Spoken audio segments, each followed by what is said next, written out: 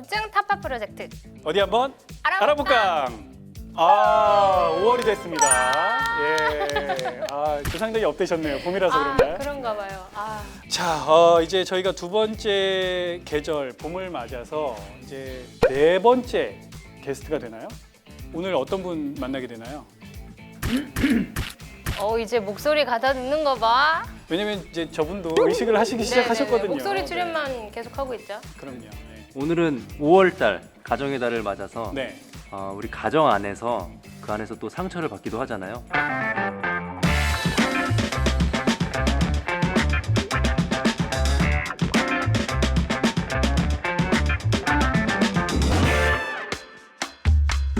그러면 이렇게 해보죠. 난 이럴 때 가족한테 서운했다. 저는 이런 말 해도 되나? 그 대부분의 이미 부모님들이 하려고 다 마음 먹고 있어요. 네. 대부분의 부모님들이 사실 저희를 키우면서 같이 성숙해 가시잖아요. 여기 있는 상처 보여드려요? 일단 잘 깔았다. PD님도 있을 것 같지 않아요? 왠지? 네. 피디님은요? 저기가 제일 많을 것 같아요.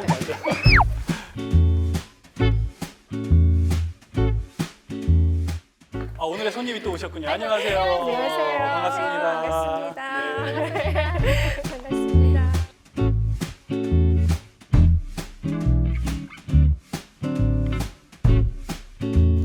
오늘 너무 화사하게 입고 오셨네요. 네, 특별히 준비했습니다. 그러신가요? 저희 너무 칙칙하게 오늘 입고 보니까 왔나봐요. 왜냐면 저희는 항상 게스트 우선이다. 네, 맞아요. 저희는 죽어야 된다.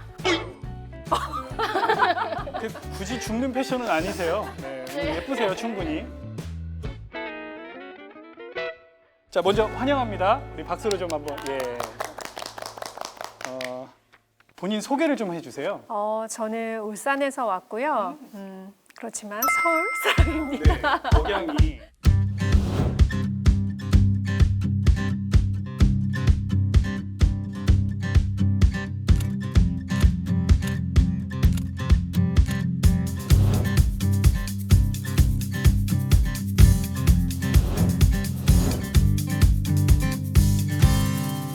아니, 오늘 한 분이 자꾸 떠올라요. 저만 그래요? 누구? 배철수? 배종옥 배우님의 목소리를 그러고 좀 보니까. 네, 닮지 않았어요? 그런 얘기 안 들으세요?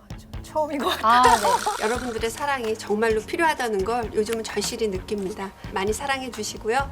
네네. 어떻게 이 상담사라는 길을 걷게 되셨는지 특별한 계기가 있으신가요? 남편이 첫 사역지로 받았던 곳이 고등부였어요. 그래서 저희 남편이 이제 지금 애들하고 가 이런 전화를 많이 하신 거예요. 그게 무슨 말씀이세요? 저희 집에 오겠다는 거죠. 지금 내가 들어간다, 애들하고. 네, 지금 애들하고 가.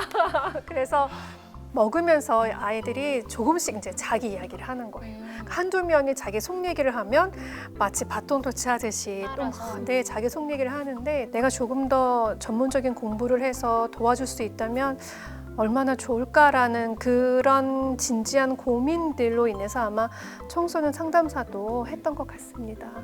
잠깐만, 근데 이 상황을 다시 한번 생각을 해보면 집에 아이가 1살, 2살인데 목사님께서는 청소년 아이들을 무리로 끌고 들어와서 먹이시고 네. 케어하시고 네. 본인의 상담이 먼저 필요하시지 않았을까 하는 생각도 그 생각도 좀 살짝 한편으로는, 스치긴 합니다. 이 상담사 일을 진행하시면서 좀 정말 힘들다, 어려우셨던 적은 없으셨나요? 그 차트를 받았는데 거기 어떻게 적혀 있었냐면 첫 아이가 하늘나라에 갔어요. 둘째 아이가 언니를 찾아요. 딱 이 두 문장만 써 있어요. 첫째 아이가 하늘나라에 갔어요. 둘째 아이가 언니를 찾아요. 검은 옷을 입고 들어오셨고 핏기가 없으셨어요. 얼굴에 정말 하얗게 질린 창백한 얼굴이셨는데 구체적으로 혹시 제게 이야기하실 수 있나요? 했더니 그분이 어떤 말을 하시냐면 한 달 전에 아이를 보냈다는 거예요. 제가 그 이야기를 듣는 순간 머리가 멍해지고 어쨌든 저는 상담사니까 감정들을 잘 컨트롤해야 하거든요. 굉장히 힘이 들었어요. 준비된 것이 아니라 갑작스럽게 아이를 잃으신 경우였고 둘째가 이제 7살, 큰애가 9살인데 언니를 찾는다는 거예요. 근데 둘째 아이한테 아직 아무 이야기를 하지 않았고 아이의 모든 물건은 다 제자리에 있대요. 하나도 건들지 않으셨대요. 선생님, 우리 둘째 아이한테 언니 이야기를 해주실 수 있나요? 라고 얘기하시더라고요. 제가 직접. 네, 부탁을 하시는 거예요. 그래서 제가 거절을 못 하겠더라고요. 오죽하며 여기까지 오셨을까. 그 다음 주에 오셨어요. 오셨는데 제가 아이 이름 부르면서 혹시 언니 이야기 어디까지 알아? 이렇게 물어봤어요. 그랬더니 그 아이가 뭐라고 했냐면 저를 보고 저는 언니를 만날 수 없다는 걸 알아요. 이러는 거예요. 그래서 제가 그러면 선생님이 언니를 왜 만날 수 없는지 이야기를 해줄게. 그래서 이제 간략하게 이야기를 해주고 그래서 이야기했어요. 언니를 눈으로 볼 수는 없지만 너의 기억 속으로, 너의 마음으로 언니를 얼마든지 만날 수 있어. 너가 언제든지 언니가 생각이 나고 궁금하면 엄마 아빠한테 물어봐도 돼. 그거 괜찮아. 비밀이 아니야. 제가 이제 이야기를 했고 그거에 대해서도 부모님이 이제 동의를 하셨죠. 그래서 제가 이제 이후에 그 애도의 과정을 설명해 드렸어요. 잘 애도하기 위해서는 상대방 배려한다고 참고 꾹꾹 누르지 말고 그때 맞아. 우리 여기 그냥 왔었지. 그래서 그때 밥 먹었지. 솔직하게 표현을 다 해라. 네. 그래서 많이 울 것 같은데 하셔서 제가 지금은 울어야 될 때입니다. 그래서 그때 그 이야기를 하고 제가 한동안 정말 마음이 좀 힘이 들었던 것 같아요. 그런데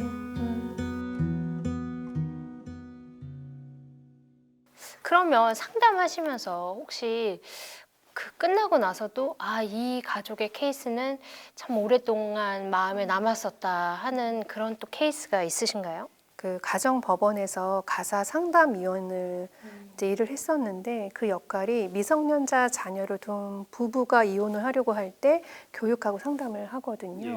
근데 어떤 케이스가 있었냐면 이제 합의 이혼을 준비하고 계시는 부모님이셨는데 자기 아이가 초등학교 3학년이고 아들이 하나예요. 근데 그 양육권 지정하는 걸로 이제 좀 다투시고 계시는 상황이었어요. 근데 어떤 이야기를 하셨냐면 아이가 너무 많이 먹고 밤에 잠을 잘 못 잔다는 거예요. 한번 아이를 데리고 오세요라고 이제 했고요. 이제 아이를 봤는데 이런저런 이야기를 하다가 그 아이가 제게 질문을 하더라고요. 우리 엄마 아빠 헤어져요? 이렇게 물어보더라고요. 그 제가 너 어디까지 알고 있니? 그랬더니 헤어질 것 같은데 안 그럴 수도 있어요. 이렇게 얘기하는 거예요. 아기가요? 네네네. 너 왜 어디서 그렇게 생각하니? 라고 물어봤어요. 그랬더니 그 친구가 자기가 밥을 잘 먹고 있대요.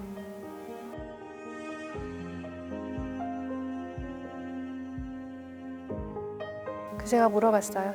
너가 밥을 잘 먹는 것과 엄마 아빠가 계속 살 수 있는 것과 뭐가 연결이 될까? 이제 그런 이야기를 했더니 아이가 뭐라고 하냐면 사실 엄마 아빠가 자기가 밥 먹는 것 때문에 싸운다. 네. 그러니까 이 아이가 사실은 편식이 심한 아이였어요. 그러니까 애를 놓고 이제 소위 말한 이거죠.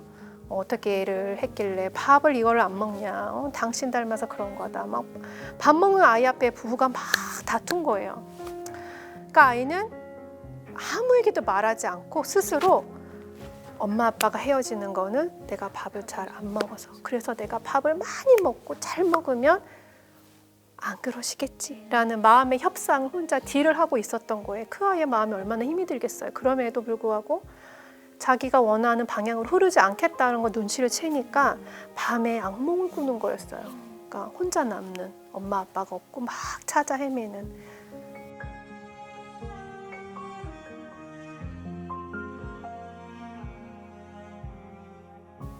아이가 사실 이런 경험하고 있습니다. 했더니 이제 막 우시더라고요. 그런 이유라는 걸 모르셨다고 하셨고 이야기를 하는 게 좋겠다. 너 잘못이 아니다. 너가 밥을 잘 먹고 안 먹고 중요하지 않고 이거는 어른들의 문제고 그리고 엄마 아빠가 어떻게든 지금 해결해 가고 있는 과정이니까 걱정하지 마라. 그리고 엄마 아빠는 끝까지 너한테는 엄마 아빠다. 그건 잊지 말라고. 너를 정말 사랑한다고. 결코 변하지 않는다고 이야기를 하신 거죠. 왜냐하면 설명을 엄마 아빠가 서로 사랑하지 않아서 헤어져 라는 말을 하는 순간 애들은 두렵습니다. 왜? 내가 나쁜 행동을 하거나 엄마 아빠 속썩이면 나를 사랑하지 않으면 날 떠날 수 있겠구나라는 두려움을 가질 수 있거든요. 부모가 이혼을 할 때에 아이들이 가장 힘들게 경험하는 감정이 죄책감이에요. 놀랍게도 죄책감이에요. 나 때문에. 그리고 두 번째는 충성심의 갈등이라고 해서 아빠하고 있으면 엄마 이야기하면 안 될 것 같고 엄마하고 있으면 마치 아빠 욕을 해야 될 것 같은 그러한 갈등이 아이를 굉장히 괴롭게 합니다. 생각만 해도 너무 마음 아파요.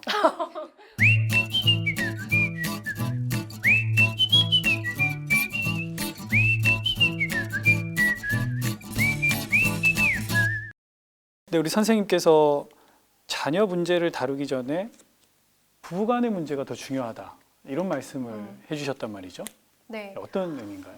개인 상담이어도 또 가족의 문제를 이야기하거나 하면 그거는 가족 구성원이 다 오지 않아도 가족 상담이에요.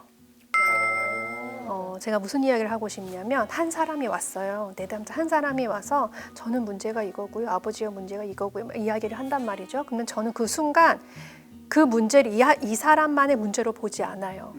그 사람만 고쳐서 될 일이 아니라 그 사람 문제만 바꿔서 될 일이 아니라 결국 그 사람이 관계하고 있는 환경 전체를 봐야 한다. 가족이 하나의 체계고 하나의 시스템입니다.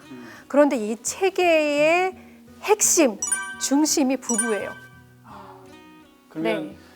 거의 모든 가족 갈등의 원인은 이 부부 문제에서부터 시작을 한다고 봐도 과언이 아닌 건가요? 되게 많이 그렇죠. 네. 그러면 이제 지금 이 방송 보고 계시는 분들 중에 아이와 자꾸 이해할 수 없는 갈등 때문에 어려워하시는 분들이 계시면 일단 내가 배우자와의 관계가 건강한가 맞아요. 이렇게 먼저 생각을 맞습니다. 네. 결국 부부간의 갈등이 부모 자녀 갈등으로 이어지는 경우가 저는 한 70% 되는 것 같아요. 예. 그래서 내가 아내로서 나 괜찮은지, 내가 남편으로서 괜찮은지를 먼저 봐야 할 것 같아요. 또 가정 안에 비밀이 숨겨져 있다라고 얘기를 들었어요. 그 비밀은 어떤 걸까요? 진짜 궁금한 표정이네요. 네, 그 비밀 좀 알려주시죠. 나 자신에 대해서 어떻게 생각하는지 좀 듣고 싶어요. 어렵죠? 조금 더 쉽게 질문을 드리면 장점과 단점을 한번 이야기해 볼까요? 하면 뭐가 더 많으실 것 같아요? 단점을 먼저 생각하게 되긴 하는 것 같아요. 맞아요. 왠지 장점을 얘기하기엔 한국인의 미덕이 아닌 것 같은 생각? 제가 이 이야기를 왜 하냐면 내가 나를 어떻게 평가하느냐가 관계의 핵심입니다. 근데 이 관계를 맺는 거에 기본 틀, 배경이 가정이라는 거죠. 예. 인간이 태어나서 처음 맺는 관계가 부모-자녀 관계예요. 그렇죠? 그런데 그 안에서 아이들이 당연히 받아야 되는 이제 사랑을 잘 받으면 어떻게 생각하냐면 내가 엄마 아빠한테 사랑받고 있어. 엄마 아빠가 나를 믿어줘. 이게 조금 더 진행이 되면 그래서 나는 사랑받는 사람. 소위 말하는 자아 존중감의 기본 베이스는 부모-자녀의 관계, 소위 말하는 애착 관계에서 이제 시작이 되죠. 이거는 결국 자아 존중감이 언제 발휘가 되냐면 위기 상황에 발휘가 돼요. 그러니까 제가 이렇게 보면 소위 말하는 트라우마 사건을 경험한 사람들이 똑같이 있어요. 근데 어떤 사람은 극복해서 자기 삶을 잘 살고 어떤 사람은 여전히 힘들어요. 그거를 봤을 때 설명하는 게 자아 존중감이었어요. 자기에 대한 평가. 자기에 대한 평가가 긍정적이면 극복할 생각을 해요.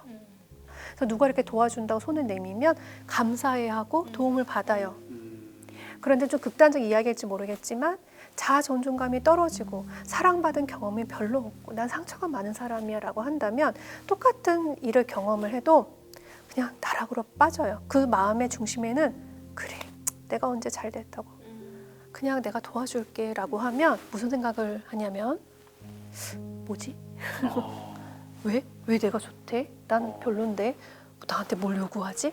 라고 의심하거나 아니면 회피해요. 어려운 상황에서 우리가 기지를 발휘하고 내 삶을 그래도 잘 이끌어 나갈 수 있는 데에는 자아 존중감이 굉장히 중요합니다. 그 기틀은 가족 안에서 만들어지는 거예요. 네. 그래서 그 메시지가 되게 중요해요. 그런데 사실 궁극적으로는 이게 이제 한계가 있어요. 한계가 있어요. 예. 내가 부모님을 선택할 수 없잖아요. 배우자는 선택할 수 있지만 슬프게도 부모님한테 그렇게 오롯이 사랑을 못 받아서 상처가 있는 분들, 나는 좀 상처가 많아, 사랑받은 경험이 없어, 그런데 내가 부모야, 내가 아이를 키우네, 난 어떻게 하지? 아마 그렇게 의문이 드시는 분들이 계실 거예요.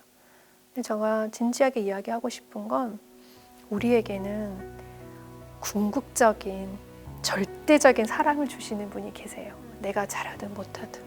하나님은 우리에게 그냥 일반 사랑이 아니에요. 십자가 사랑을 생각했을 때에 십자가 사건은 정말 사랑을 아주 내가 너를 이만큼 사랑해 라고 확증한 사건이거든요. 그 하나님의 사랑에 계속 들어가면 들어갈수록, 내가 그 사랑에 계속 노출이 되면 노출이 될수록 나는 건강해지고 나는 사랑받는 사람이라는 거 알게 되고 나의 자아 존중감은 그때 비로소 조금씩 상승합니다.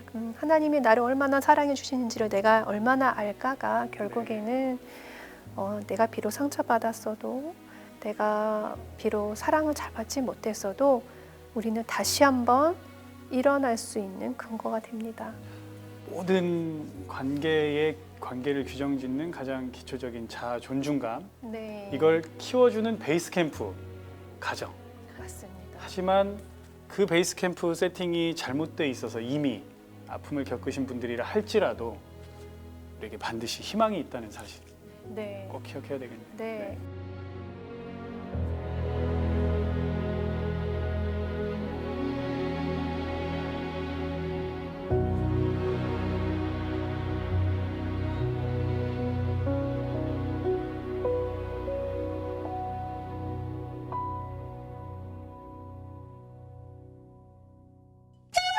오늘 복장하고 소리가 잘 어울리네요. 이게요? 네, 주제지대.